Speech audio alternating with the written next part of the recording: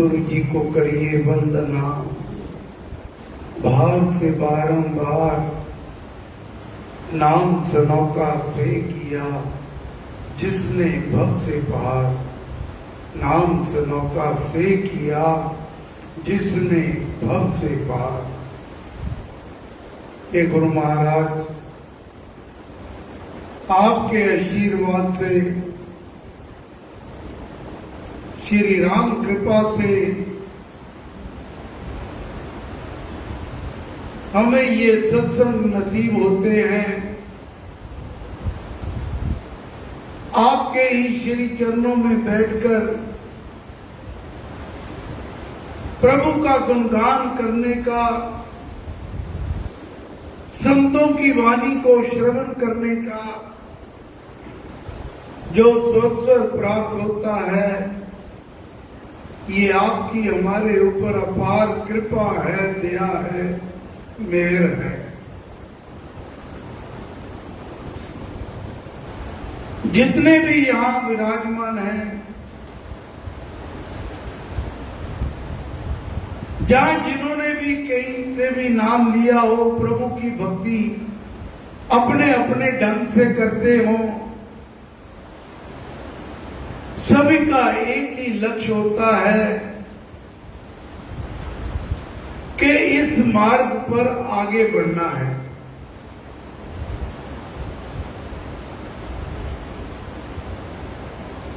जैसे जैसे मार्गदर्शन किसी को मिलता है, वैसे ही वह प्राणी इस मार्ग पर बढ़ने के लिए प्रयत्नशील हो जाते हैं। हमें श्री स्वामी जी महाराज, इनका संग मिला।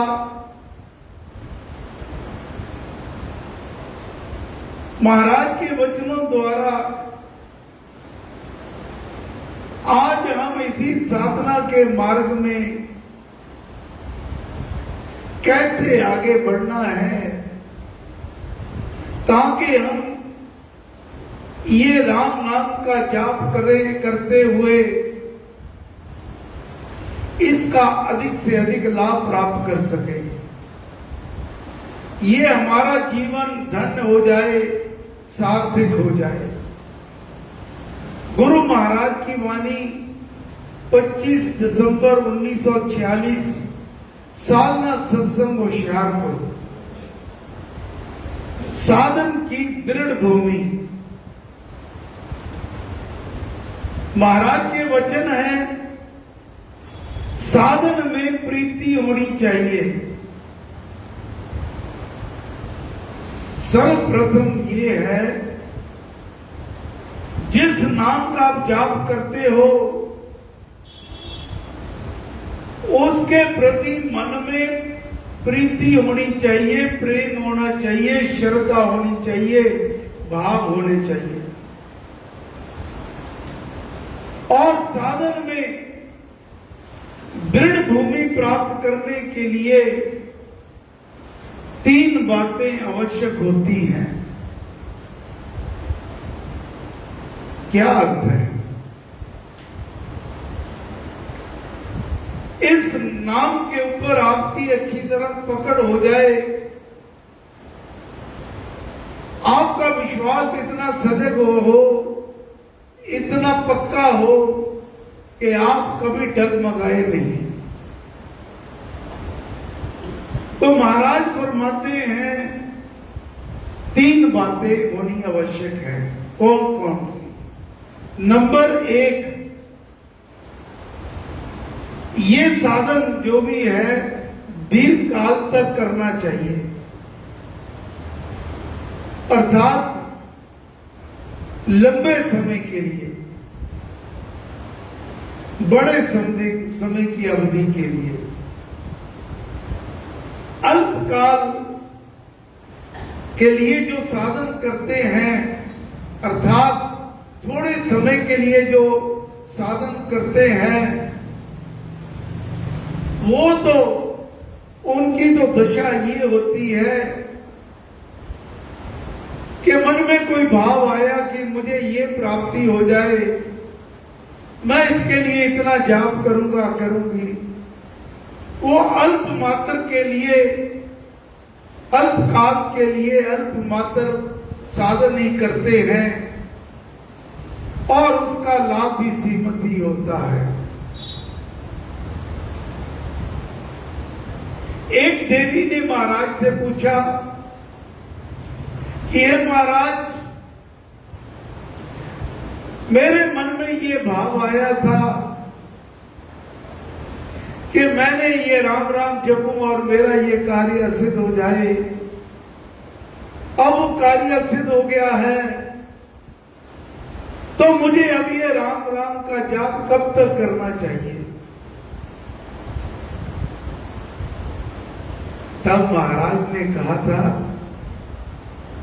कि इसको तो कभी भी नहीं छोड़ना।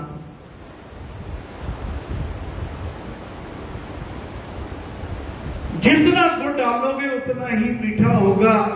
जितनी बार राम बोलोगे, ये राम शब्द अति कल्याणकारी है, मंगलकारी है। राम कहते ही हमारे भीतर सद्गुण समा जाते हैं और जो अवगुण है वो बाहर आ जाते हैं। तो ये दीर्घ काल तक करना चाहिए और निरंतर करना चाहिए। यह नहीं कि कभी कर लिया, कभी ना किया। जो नियम बांध लिया उस पे पक्के रहना, इसका साधन नित्य और निरंतर, डेली। जैसे खाना हमारे लिए जीवन के लिए आवश्यक है, हम 3 बार भोजन भी करते हैं, बीच में चाय नाश्ता भी लेते हैं, ये हमारे शरीर की खुराक है। लेकिन हमारे इस देह के अंदर जो विराजमान है आत्मदेव, ये उसकी खुराक नहीं है, उसकी खुराक है राम नाम।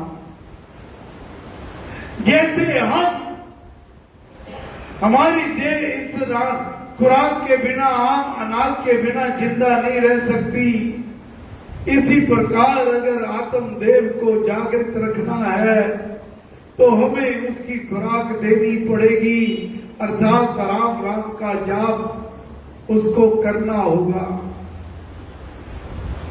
शुभ कर्म करने होंगे। यही हमारे आत्मदेव की खुराक है।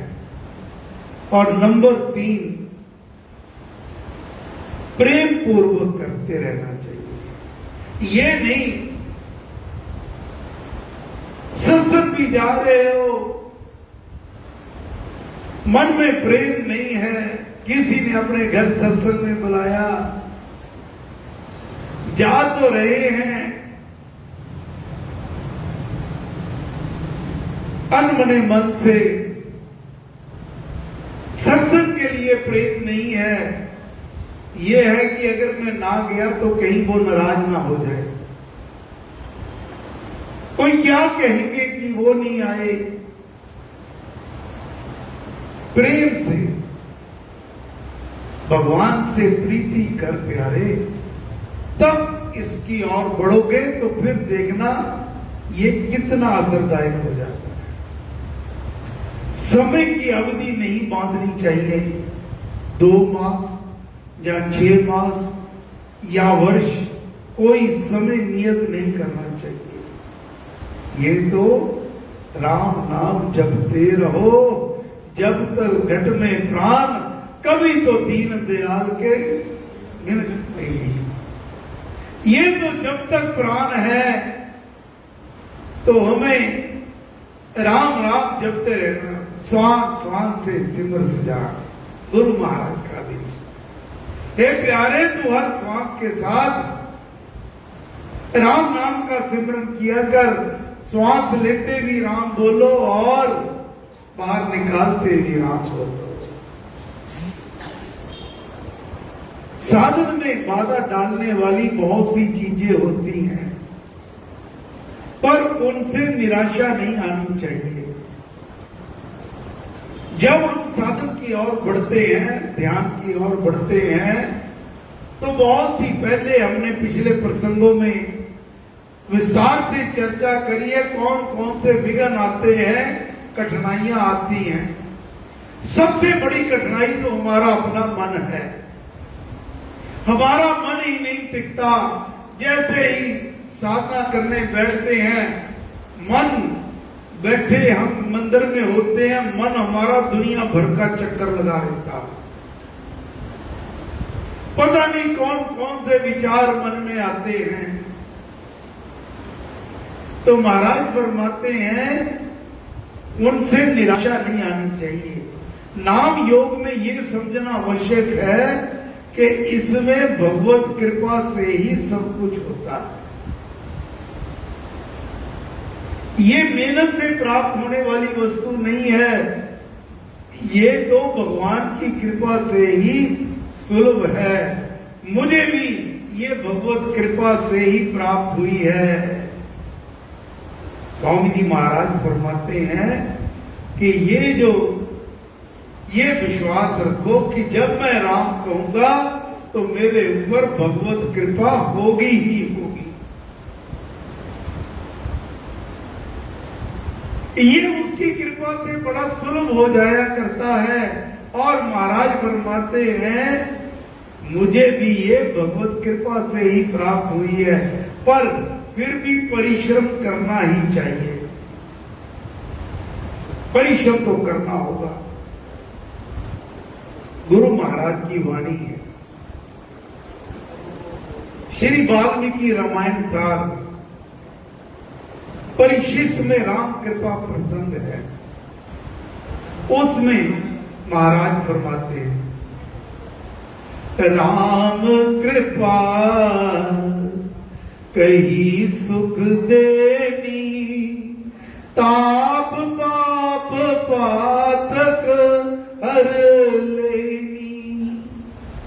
राम दया सब दोष नसावे, देवे राम तभी जन पावे।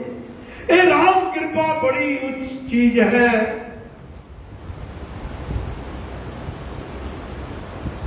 इससे हमें सब सुखों की प्राप्ति होती है। जितने भी हमारे पाप दोष हैं वह इससे नष्ट हो जाया करते हैं।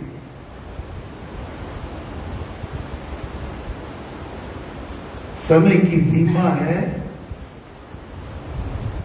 आगे प्रसंग गरुड़ जी महाराज, गरुड़ को काकभुषुंडी कहता है। गरुड़ जी कथा सुन रहे हैं। काकभुषुंडी उनको कह रहा है कि मैं अपना अनुभव कहता हूं। ये जो सदग्रंथ है ये संतों की अनुभव की हुई बातें होती हैं। ये यूं ही किसी कवि की रचना नहीं होती।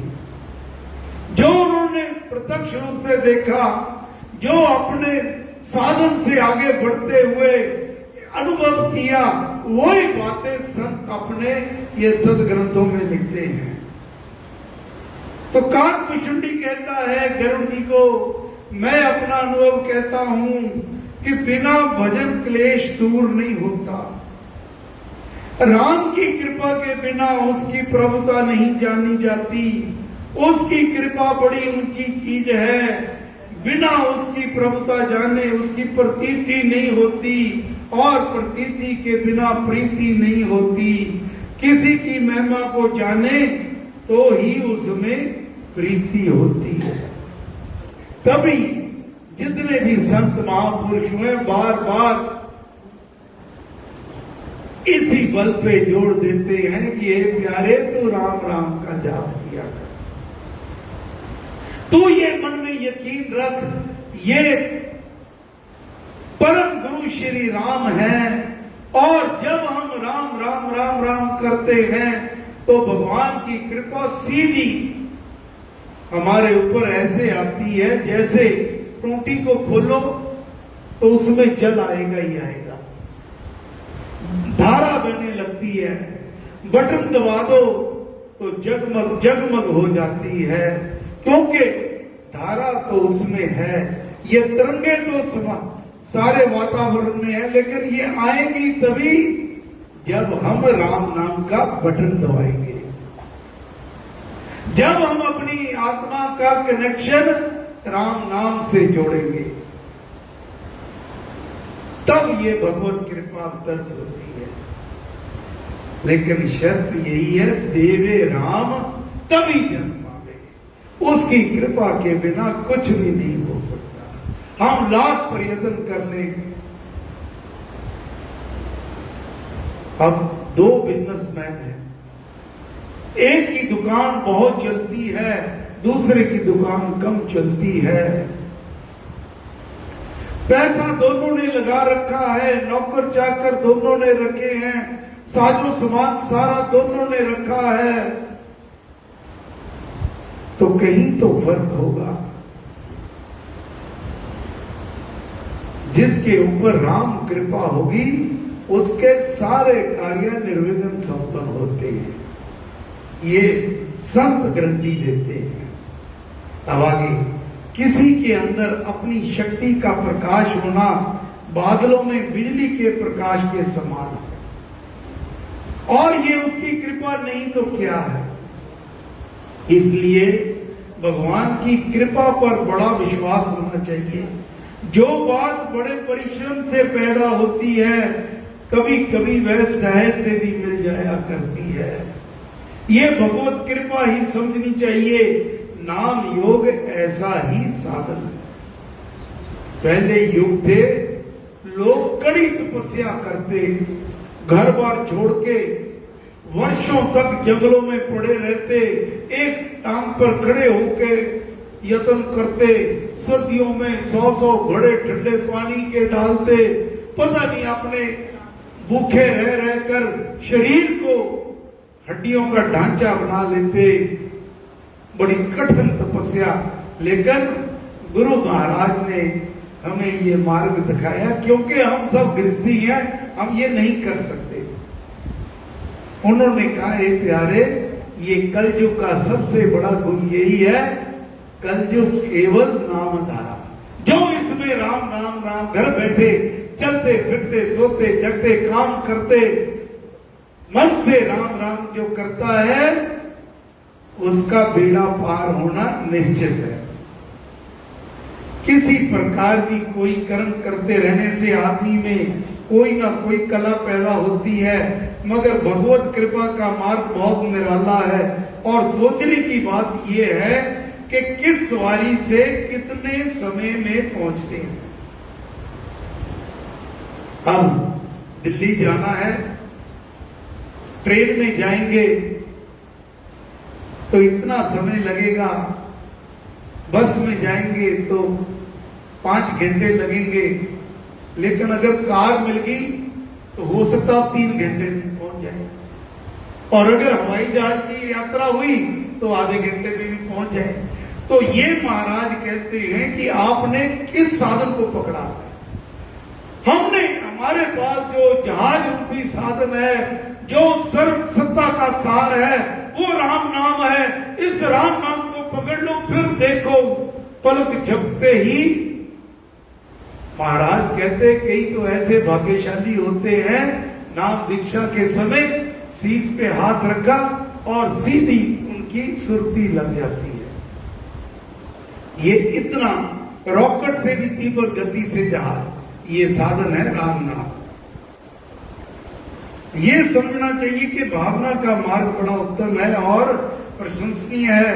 पूरे दिल से अन्य कोई भावना रखे बिना मन में कोई और भावना रखे कि इसके अलावा भी कोई साधन है जो मेरे लिए उत्तम हो। हाँ, नमस्कार सबको करना है, लेकिन एक पर पूरा भरोसा, एक पर पूरा भरोसा। इस मार्ग पर चलने से कोई आश्चर्य नहीं कि ये कदम स्थिति हो जाए और बाद में उसे वह स्थिर करने के लिए निरंतर साधना करता रहे।